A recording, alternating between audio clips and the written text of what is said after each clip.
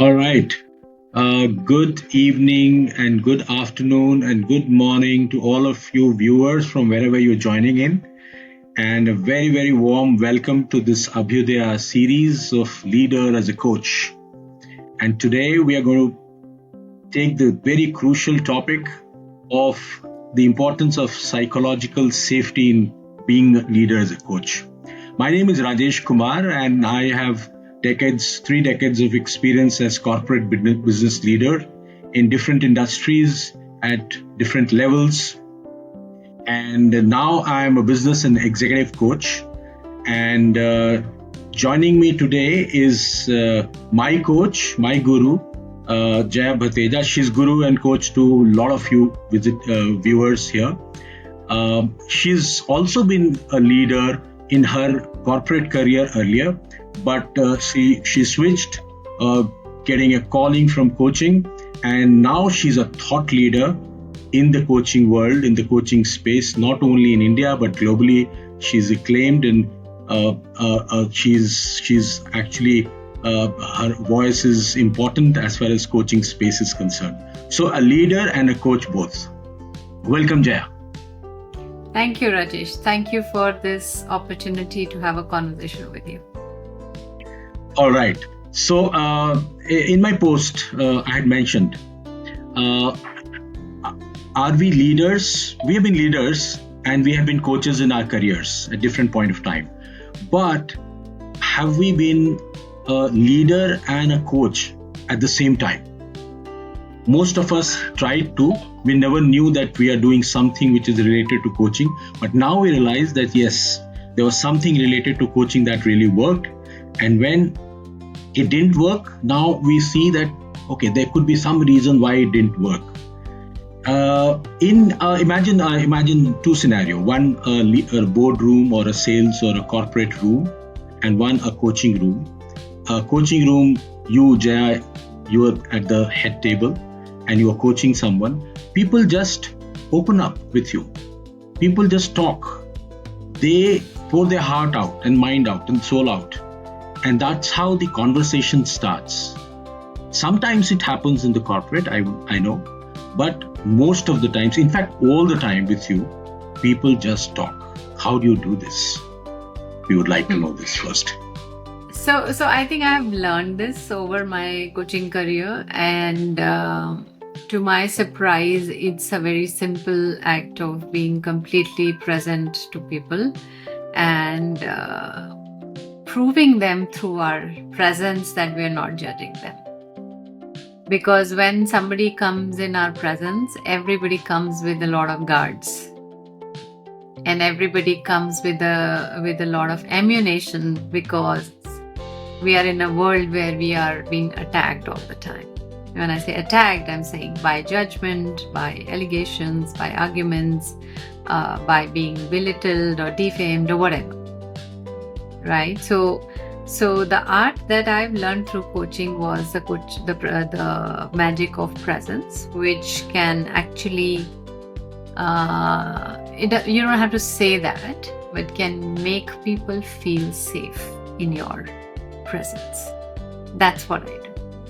We have felt safe all the time talking to you, and you said safe, and that relates to the psychological safety in coaching and being leader as a coach. Right. So is there any framework of providing psychological safety in the coaching space or the corporate space that you'd like to mention here? I have actually created a formula, which is like my understanding, and the simplest formula is, if you want to cultivate psychological safety, understand adult learning principles and minus the bias from it. Very simple. Not simple to implement, but very simple to understand. That if we understand how adults work or listen or conceive information or conceive progress or development, if we understand that piece and we are able to deal with our own human biases, cognitive biases, we have reached safety. Hmm. And what happens when people feel safe? They feel that they are not being judged. I will try and give you a perspective of what happens in the corporate Yeah, I would love to. world. My experience is that when, in my personal experience also, when I provided a safe space, psychologically safe space, while being a leader, chasing numbers, chasing market shares, building brand, building, all that. Whenever I provided a safe space, which means what you are saying is like don't judge, adult learning, and let people speak, which I did. People, opened up. My team members opened up, and I saw that this in some of our leaders also. They would just open up. Yeah. And then the conversation starts when they open up. The real talk happens, and it turns towards some kind of a magic after that real talk.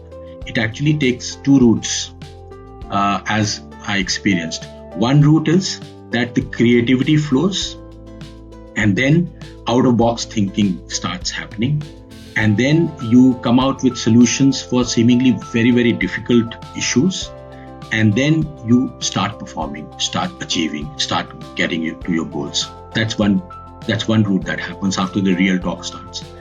And the second route is when you co-create, when your team is also talking without any apprehension, without any fear. They know that the boss or your supervisor is not going to judge you. You can speak stupid things, and then you co-create. When the decision making is with the team, with everyone in the space, then you co-create, and then what happens after that?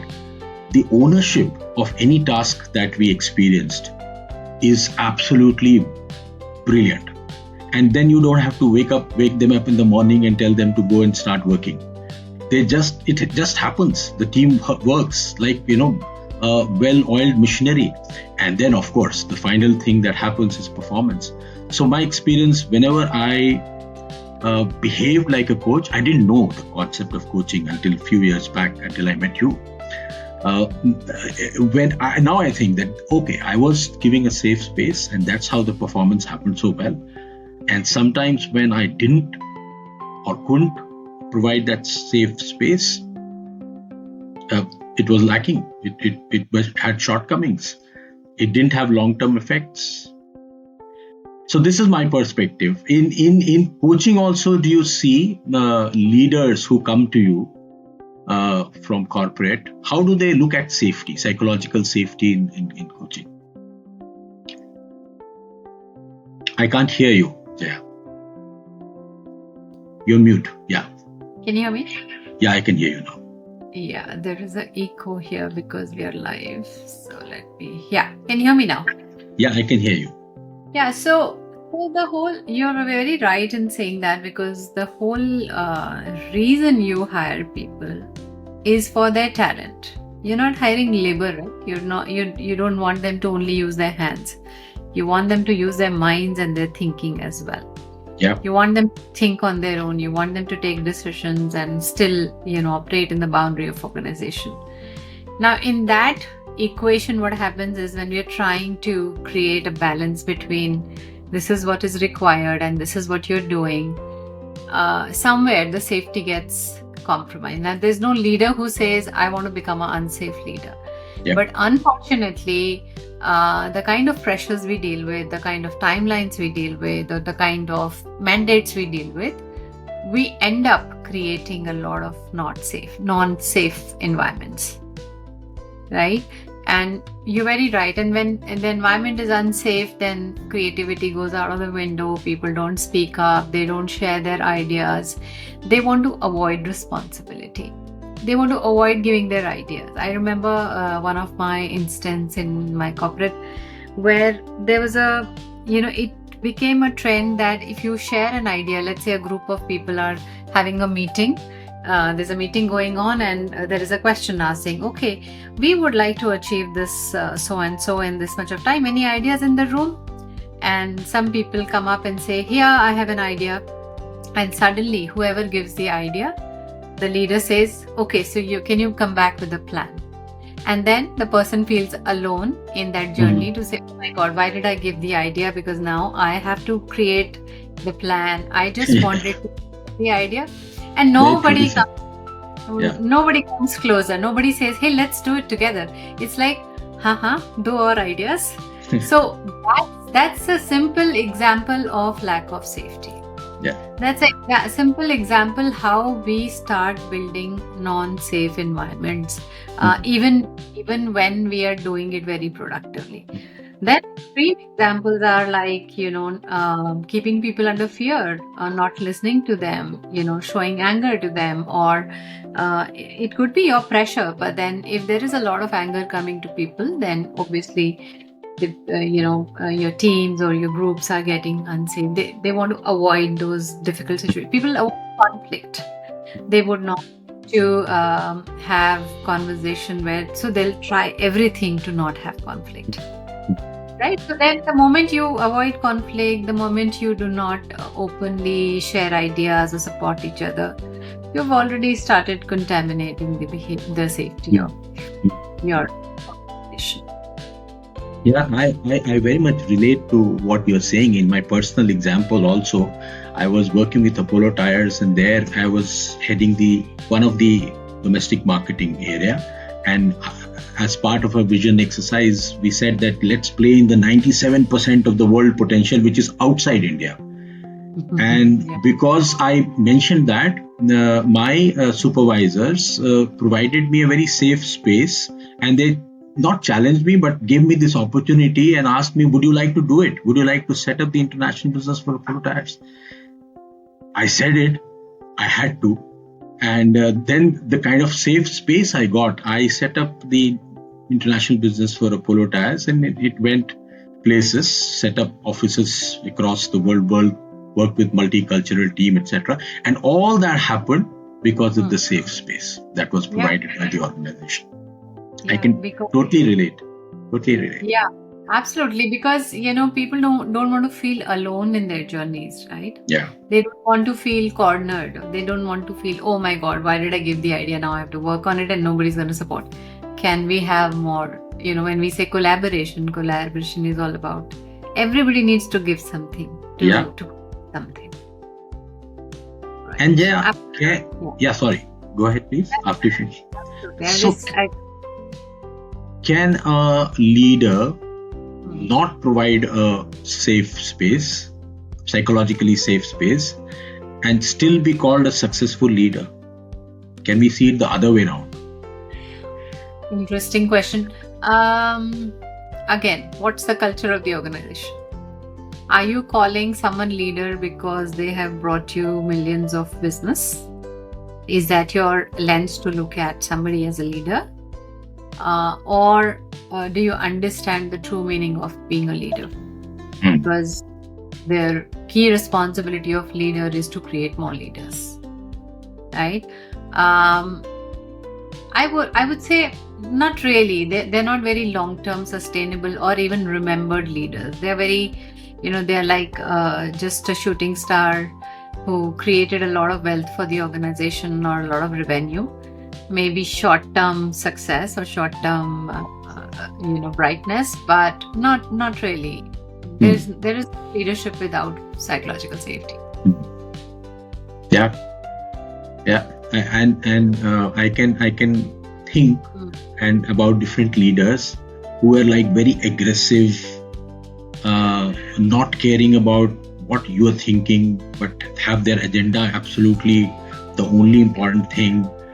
And then you used to, withhold, your expressions with those leaders because you felt that you're not living up to his agenda, so it's not a safe space.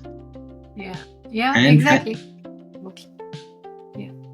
And you said long-term effect, that happens. we pick up any book and see any business leader, any leader, and the person who is actually connected and understood the other's point of view, and then taken everybody along, providing a psychologically safe space, is the name that we see. Others are just short term, as you said.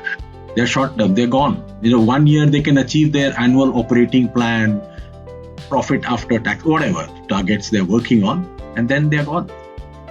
Yeah. Very yeah. much, very much, very much. Very short-lived success. Yeah. Agree.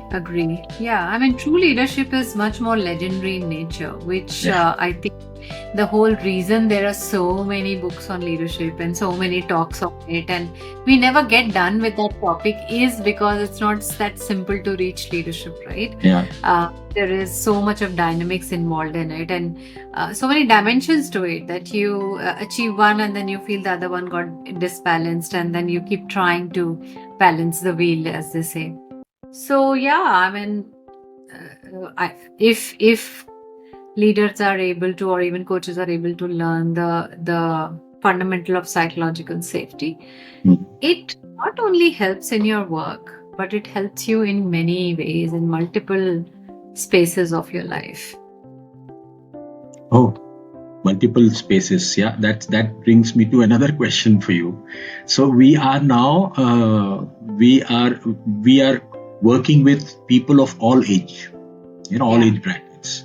The young, very young people, 20s to 50s, 60s, in coaching, etc.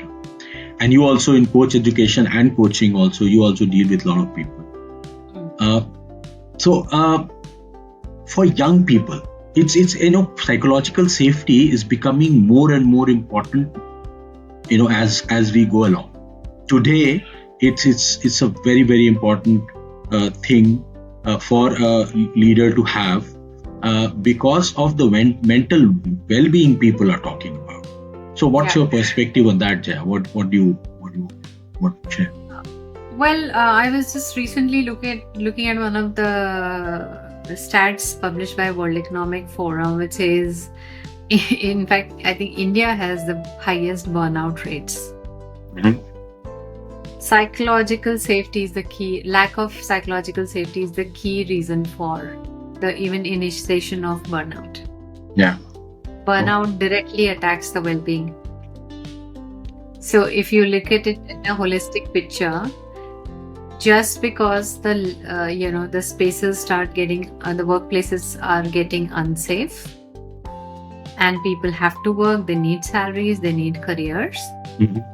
We are actually creating toxic environments by allowing people to stay in a place which are, which have burnt out people, and which have leaders who don't understand safety. That makes sense. True, very true. And So- also, Yeah, what? also then the person who is subjected to not very safe space, and he's burnt out, and that is affecting his personal life as well, and then he becomes a bad example in the corporate space as well. And they're not able to manage their family stress. They're not able to manage family relationships. They're not being good parents because they're burnt out. There is no focus on, no quality conversations taking place. They are not enjoying life. And end of it, there is so much of, lifestyle diseases we are all going through because of, the similar factors around it. Lifestyle diseases are coming from bad lifestyle. Yeah. Right. So it's a clear, unavoidable conversation today. We cannot hide from it. Like even if somebody asked me today, what do you mean by psychological safety? I'm like, hey, this is a vocabulary everybody should know in today's world. It's not an Indian term anymore. 10 years back when we used to talk about psychological safety, at least in India, it used to be like, let's not talk about such an advanced topic. But today it's not an advanced. Have you also come across people looking for organizations to work for, which is known for psychological safety? Is there a parameter to a great place to work or something, where psychological safety is very good. For my experience, I used to work with Aisha also. They had a very good human capital policy, and this is way back, 20 years back. Even now, they are known for good HR policies. So people used to feel psychologically very safe, and it doesn't even stop at performance. Then what you said, it affects the family and then the happiness. So it goes up to happiness, inner happiness, all kind of happiness. Yeah, yeah. It is very interesting touching upon the topic of happiness. I remember conversations few years back with corporate leaders and say, you should focus on happiness. And they used to come back and say, that's not our agenda. People are responsible for their own happiness. Oh, is it? And was this recently, or when was this? This is a couple of years, 7 to 8 years back. And then I see now there are organizations who have happiness officers, see the happiness transition. Officer. Yeah, there is a chief Okay. happiness officer, and you have certifications on become a happiness coach. I mean, the world has changed. The world is transitioned where we are, if you look at it that way, we are actually gone back to basics. Safety is a basic need. Happiness is a basic need. We are gone back to that. Listening is a basic need. So we are saying, hey, let's go to the basic and provide that at workplace. Because we've gone too far into the, the burnout game. So I'd request you to dive deep into your professional or in your experience, and advise the young managers who would be viewing this, if they want to become a leader, an effective leader, and choose to go the leader as a coach path, what all they should do to ensure psychological safety within their space. Young people. Yeah. Is there a reason you want to focus on the young leaders? I'm interested to know that. You feel young, and it's actually coming from mental well-being. We see that although if there was a mental issue at people of 40s or 50 age, nowadays young people are talking about mental well-being, talking about their safety in offices as well as home. And that is why I think and they are going to be the future leaders of the country, corporate and society. So they'll surely be benefited with your thoughts on how to provide psychological safety. Yeah, so see, the first step of safety is to be able to listen to people without the bias, right? Our listening itself is quite contaminated in today's world. Yeah. We are just running, and within a 10 minutes conversation also, we are listening to react and respond versus listen. Now these concepts, everybody knows you should listen to respond, not to react. It's a very famous thing, but in reality, how many of us are able to do it? So anybody who wants to be a safe leader needs to build the listening, number one. Number two, understanding of their own bias. Number three, managing your own insecurities. If you don't feel safe inside yourself, then how will you provide safety to others? That's a deep one. How will you? And the biggest problem in today's world is people are living very anxiously. Yeah. There is a lot of anxiety, and the anxiety comes from multiple factors, whether it is job scenario, whether it is situation at work, situation at home, relationship, lack of self-care, lack of pace, anything. So holistic development of a leader is the key to start feeling a little more safe. As simple as conscious breathing every day. Okay. In the middle of your work day, can you take time to just breathe consciously to manage your nervous system, which we don't do enough? Right? Those are small things to start from. Managing your nervous system, making sure you're not, your body and mind are more secure in itself, and understanding your place in this world. Right? A lot of people are just searching for something, they don't know why. Everybody wants money, everybody wants salary, everybody wants career. For what? I'm not saying you need it, but having clarity around why you need it and how much you need it can help people find some stability inside them. Because so today only there was a conversation happening saying a very young chap who's just out of college will say, I need a job of at least minimum 12 lakhs a year, which is 1 lakh per in Indian rupees. Now, there's no harm in talking like that. There is no harm in having aspirations and being confident about it. However, we need to be realistic as well. And where are these expectations coming from? Right? What is happening? What is the rush around retire early, retire fast, and then you look backward, everything is slow because I want to retire fast, then I will push people, I'll get done faster, I need more promotions, so what you're doing, you're creating your own anxiety and exactly what you're giving to others. You're pushing your family, pushing your team members, you are working more than your body can take it. This is where it is. So having realistic expectations about yourself and others, about your career, about what you want to achieve. Somewhere this trend of retire early has really created a lot of anxiety in this world. Yeah. Actually, when I was in 20s, even I don't know if it's a fad or something. When I was in 20s, even I used to say that I'll retire at 45, and but I didn't do any harm to my career or my family or my teams.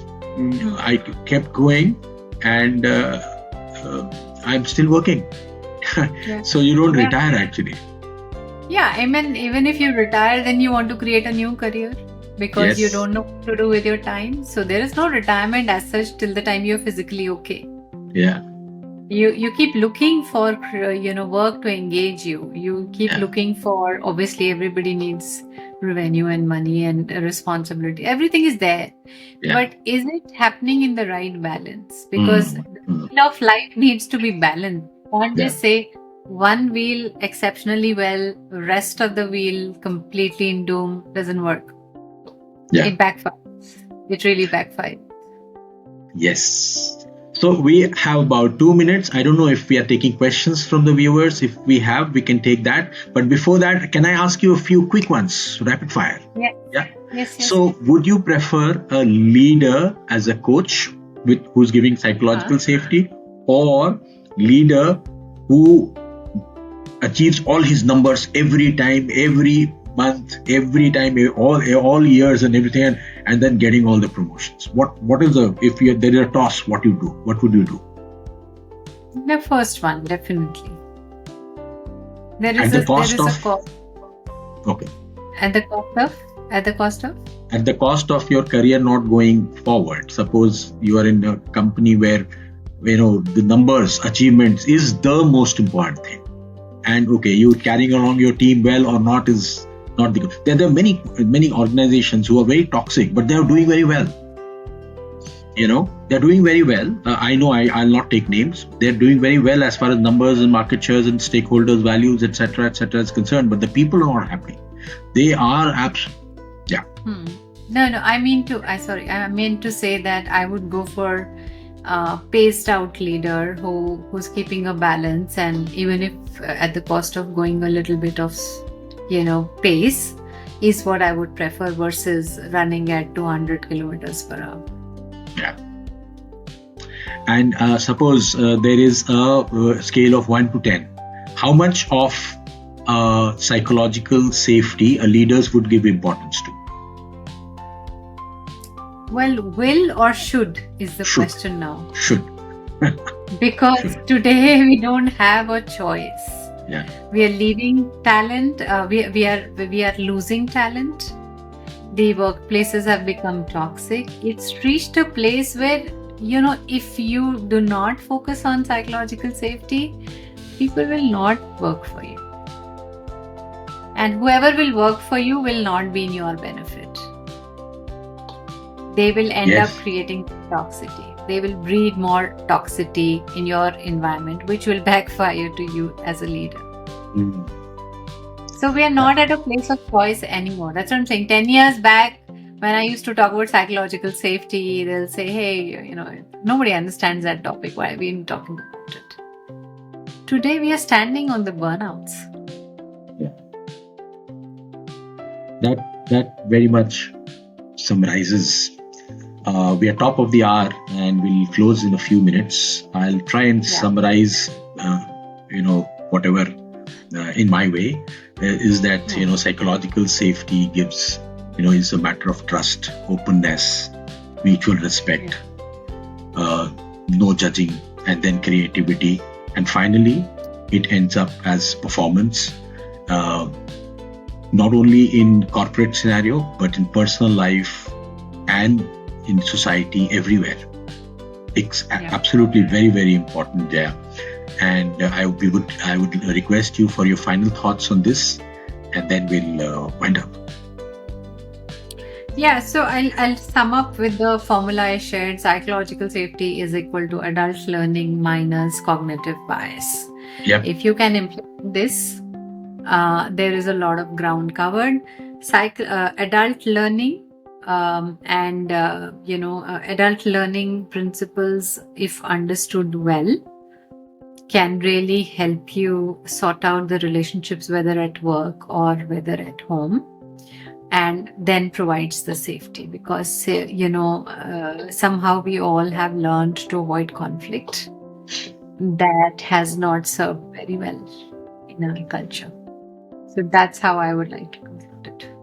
I think we'll have to record your last one sentence and then send it out to all the aspiring leaders across the space to learn more and do well. It has been a pleasure and an honor speaking with you, having this conversation, Jaya. Thank you. Thank you so much. Thank you so much. Have a good evening. Thank you for hosting this conversation, Rajesh. Thank you. My pleasure. It's absolutely my pleasure. Thank you. Bye-bye. Bye-bye.